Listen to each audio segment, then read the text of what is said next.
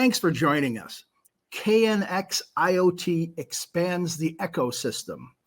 We're joined by Andre Hanel, who is the Systems and Tools expert at KNX Association. And our talk today revolves around the world of building control and the internet. As they gradually merge, today's borders between the two will disappear. KNX IoT addresses just that. New KNX devices with internet-based protocol suites and security accelerate product development, add new external access capabilities to KNX installations via REST-based third-party APIs, as well as a semantical description of created KNX installations to document their functionality in a web-oriented language. It's a new world and an expanding KNX ecosystem. And this session explains how to get started and where to access more resources to succeed. Over to you, Andre. Hi, I'm Andre from the KNX Association, Andre Henel. I am part of the System and Tools team there. And currently I'm responsible for the IoT belonging aspects. In the next roundabout 15 till 20 minutes, I will explain you something about the KNX IoT, because this session here is dealing with the KNX IoT, expanding the KNX ecosystem. And for this reason, I want to give you an insight. What is KNX IoT? What it is containing of, and what are some details to understand that KNX IoT is not only a buzzword, it contains of valuable things which you can immediately start with. To explain that, I want to show you in the first slide an overview. Don't be worried about that picture in the middle of that screen, because here we can see, let me call it an overall screen, where you see all the participants from a building home automation system. So, looking to the top of the picture, you see that in commercial buildings, we have a lot of connectors wants to connect to buildings. For example, in the residential area, the home kit, the home assistant, in the industrial and the commercial area, management stations, edge devices, and so on and so on. In the middle, we see our so-called KNX IoT framework layer, which contains of 3 elements enumerated above. These 3 elements I will explain in detail, but before we are starting with that, I will also go to the lower part. Here you see the actual system, the field bus system. With the current KNX system, field bus devices, IP and non-IP driven, and the native IP communication devices, which will be are one part of our KNX IoT framework. Last but not least, the KNX IoT contains of 3 different parts. One is the KNX IoT third-party API. That is a kind of web interface. This web interface, which we are standardizing, allows third parties to connect and communicate with the KNX system as such. The second part is the so-called KNX information model. The information model describes our installations, our KNX installations, in a semantic way to provide this information also to others. And here we are not discussing about having technical data, no, semantical description of that installations. The third part, which is an important point and an important part as well for our manufacturers and members, is the KNX Point API. Here we establish a new kind of KNX IoT devices, natively speaking IP, are easily to connect to the KNX system. So, summarize the first slide.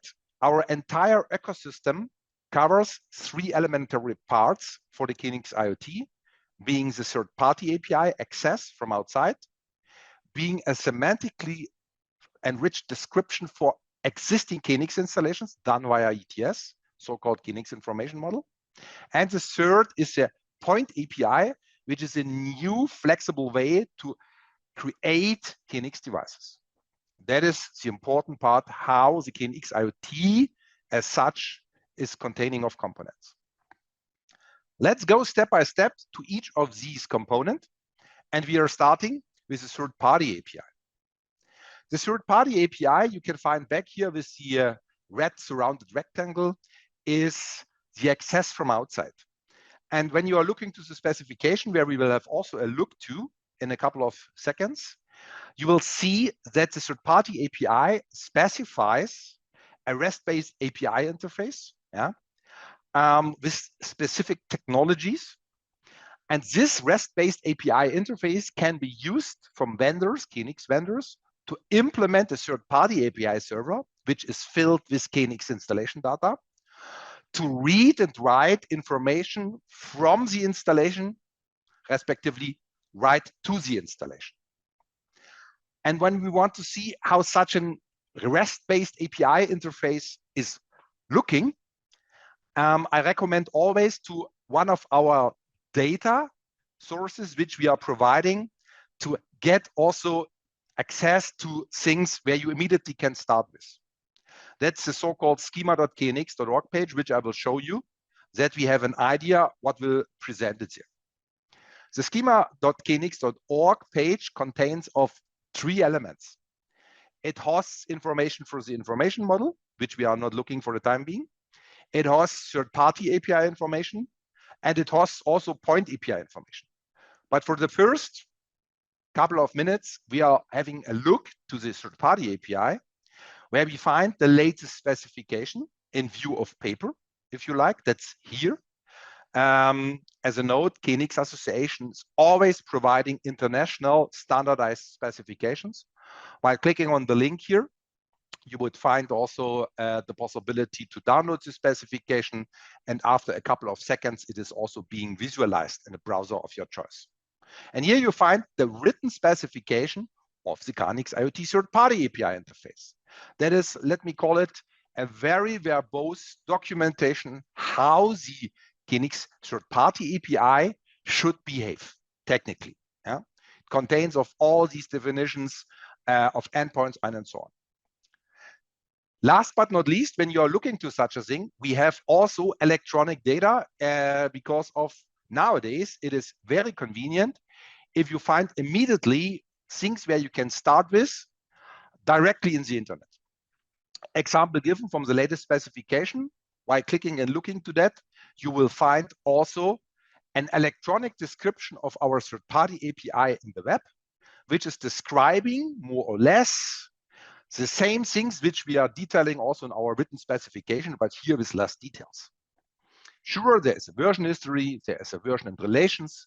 And last but not least, you are looking here, and that's the nature of a REST-based API written in Swagger or an open API. You will find also definitions for all the endpoints, which are also described for sure in the written specification. Example given, data points.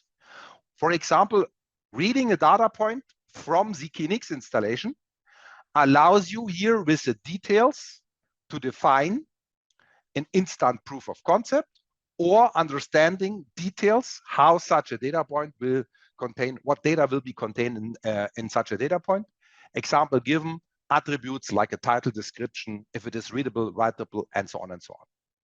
So that means looking forward from the third-party API, we have, going back to the specification, we have our third-party API, REST-based written documentation, part of the download page. We have a so-called YAML file in open API Swagger format, which allows you to immediately start. Last but not least, also a proof of concept, which is part of the IoT schema.org page, where you immediately can start to develop an example server with already provided code. That's the third-party API. I will show these examples also in the next section, which you can download. The second part of our IoT framework is a so-called information model. The information model contains of a model in the so-called Web of Things description language, OWL2, which defines how an installation is constructed of, what part of an installation are included in such an ETS project, so-called, And here in a simple example, I give you an example for the so-called location model, which is part of our ETS software.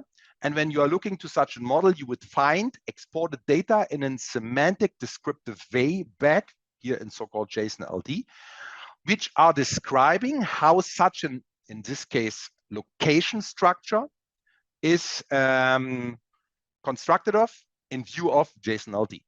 So also here you find the descriptive way of what is the location model, what are the parts of the KNX information model. You will find that in the section of the information model. Here you find the latest versions.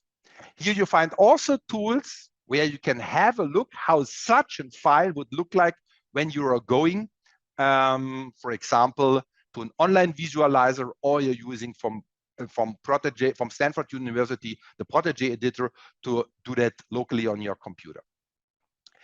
So that means you can download the files and you can have a look how they will look like in case if you want to have a sneak preview on the data, how the model is constructed.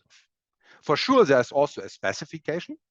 And when you're looking in the specification, like in the third-party API, which we did before, then you see, for example, here, a written specification, which I recommend to read in the beginning, at least the introduction, where all the location and other models described in a descriptive manner, what are the ingredients and the part of the information model.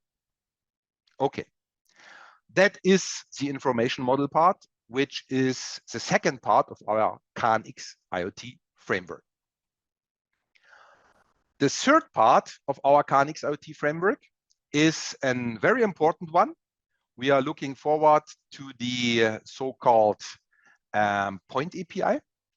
And the point API defines a specification for a new class of devices able to use in the KNX association, respectively in KNX projects with ETS, and that's the reason why the ETS is surrounded here with a rectangle, seamless together with all other devices which we are knowing already from the ETS, respectively from a KNX installation. So that means the new class of devices supports 2 or 3 major features which are, let me call it, very important for developing issues, respectively for internationalization. First of all, IPv6 protocols, which we are using together with a radio frequency support of 2.4 gigahertz, which is worldwide standardized. And all these devices can be configured with ETS. And last but not least, and that's also written here, we provide also for such an implementation and stack on the source code level, which is also available or retrievable via the schema.knx.org. When you're looking to the point API, and this is what I want to address here in addition, the KNX IoT point API is the first definition of a device setup of a specification for new devices, where the KNX association relies on existing standards by not specifying and defining everything by ourselves. Example given, we are using the Ethernet standard or the Wi-Fi or the thread, 2.4 gigahertz. We are using UDP together with IPv6. We are using CoAP, that's constrained application protocol. Nothing what we have specified, it's an RFC in the internet, with a security suite called OSCORE, Object Secure for Constrained Object Resources. And only when you are looking on top of the IoT point API, you see that a part, which we call S mode, is a specific definition for the KNX interaction of devices, or for the KNX layer, which is defining the KNX specific behavior for the point API devices. And the rest below, we rely and borrow, if you will call it in such a way, standards from the internet, which we combine together in a specification to make the implementation much faster and easier, instead of implementing all the stack features by ourselves or a vendor since there are a lot of sources where you can rely on, for example, for CoAP or UDP.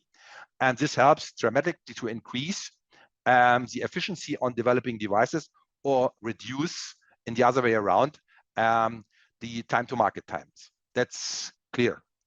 Let's have a look also here, what we are providing here. Going back again to our page where we are always, when you are looking to the so-called schema.knx.org page, you will find in the lower part of this page also the point API resources. For the point API resources, the same as we have seen it for the third-party API. We have the rendered OpenEye specific view, where you can see what interfaces such a device will have, application program, security, and all these things. Example given. How does the specification look like? Again, that's the third-party RS4 is the point API specification, where you have the same as for the KIM or for the third-party API, the clear specification, which you can read with the introduction, how this framework, especially the point API, is constructed. Here you find also back some of these important pictures. And last but not least, and that's very important, also resources where you can download immediately for the point API development or for the third-party API development, demos to start from scratch is the wrong word, but directly with some implemented code. For the third-party API, it is a proof of concept server where you can immediately then start. And for the point API development, if you would access that here, you would end up in a GitLab repository where you can download also the source code that you can use to port the source to your dedicated hardware or to play with to get an idea what are the efforts, for example. So, frankly spoken, on this page, we are providing the specifications. We are providing electronic data to be usable for an instant start to develop. But last but not least, also the specifications in a written form, which you can use to get an introduction about that. Okay, back to the presentation. When looking to the point API device, there will be always the question, I understood that this point API devices want to address a new market with specific, let me call it boundary conditions like IPv6 and radio frequency and so on. But can you give me an overview, especially when I'm looking to the existing devices from KNX, how this would look like? Yeah.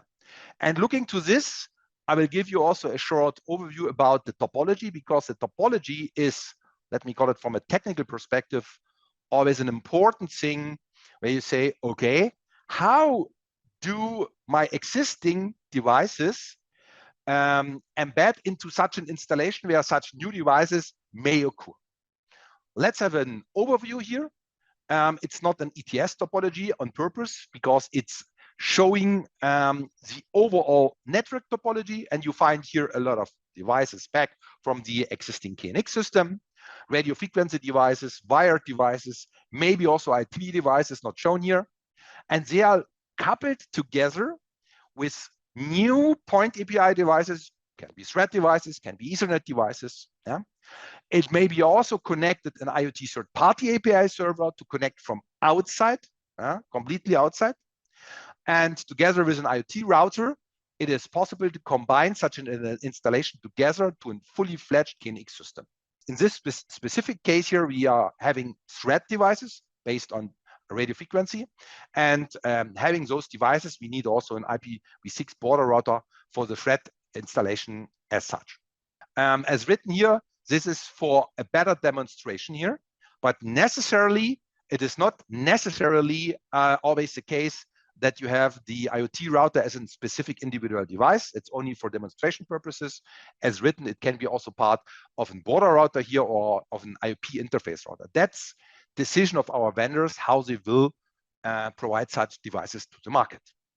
That was a short overview on the three elements of the KNX IoT framework. I hope that was a bit more interesting, that you got the point which components we have. On the page, you saw the page, the website where you can download all the resources, including the specification. And if you have further questions and want to know more details, either you go to our website or you are asking us questions via the shown website, respectively, email address. Thank you for being part here of that session and looking forward to see you and us together at KNX. Thanks, Andre. That was very interesting to hear about the three parts of the KNX IoT ecosystem, where you offer the API, the semantic or informational part, and the communications interface. So let's bring out, maybe a first question, something that might be useful, and to talk about how important is IoT to today's smart home and smart building, Andre? The aspect of IoT, when we are looking for that, IoT as such is a buzzword. When you're looking in the world of technology, IoT is covering a lot of things. Behind IoT, we in KNX understand to make connectivity, implementation, connectivity of devices, implementation and creation of devices easier by using standardized components and using also standardized technologies to make data more, let me call it, compatible to such things what people are expecting when they deal with the data. That is what we are understanding behind IoT. Easy connectivity, easy understanding of data, and easy implementation, respectively, to start with. That's what we are understanding from that.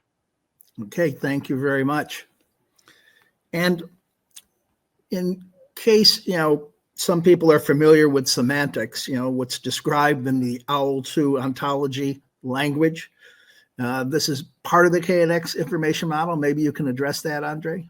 Yeah, that's also a very important point. The issue is that there is, since a couple of decades, is the battle of protocols. Let me call it in such a way, and the battle of data formats. And very skilled people took this opportunity and defined long time ago the possibility to say, okay, how semantic data should look like. How do we describe an installation in a way that people outside of any installation understand these data? In the past, there was always XML-driven data export, where is a schema behind. But for the time being, we are also needing linked data. Linked data means that things are connected each to each other. I've shown that in the presentation a bit. And that is very important. We have chosen there a method, and let me call it a language called Ontology Web Language 2, version 2, to describe such things which people can easily read in, because there are a lot of libraries and a lot of understanding. And there you are having data linked each to each other, entities linked each to each other, where we can represent everything also in KNX, our installation world. That's it. Yeah. So, and a question now from our audience, and they're asking, can we say that we can connect any IoT device to the KNX installation now? If it would be a marketing answer, I would say yes, for sure. And technically, that's also possible. And if you have followed my presentation, you saw in the first part that was the so-called third-party API. We have chosen here that add technology, which is very common for the time being. That's a so-called REST-based API definition. Let me call it in such a way, where we have HTTP and REST-based JSON payloads and so on. And a lot of interfaces in the world dealing exactly with this technology. And so the answer is simply, when you are familiar with connecting such services to your ecosystem, then you can connect everything to KNX. That's true. But out of the box, connect everything to KNX would at least mean you need to support such a REST-based API interface. Then you can do that for sure. Thank you, Andre. So in terms of the most typical types of connectivity issues that integrators might run into, do you have a couple examples that you might share that might illustrate what we might face? One of the issues which is most challenging for the time being is not the waste amount of different systems and let me call it more or less up-to-date technologies supporting it. Yes, no.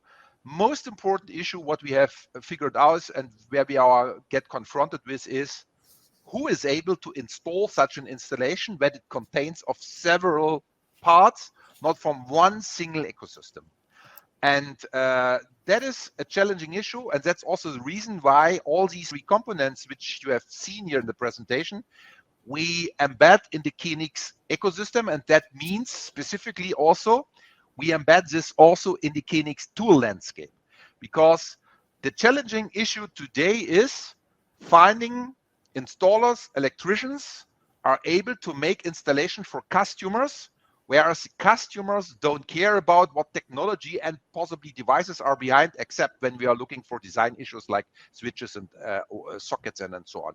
And here, the major point from KNX comes into account, making these things working under the ecosystem and the tooling from KNX to, let me call it, make an installer able to make such an installation. That is a challenging issue, and not having the best technology, which nobody can make in the outer world, because this is where we have to go to the installers, to the customers, and to make it easy to implement this on the installation level and not on the technical level, to have the best, let me call it, technology nobody can use.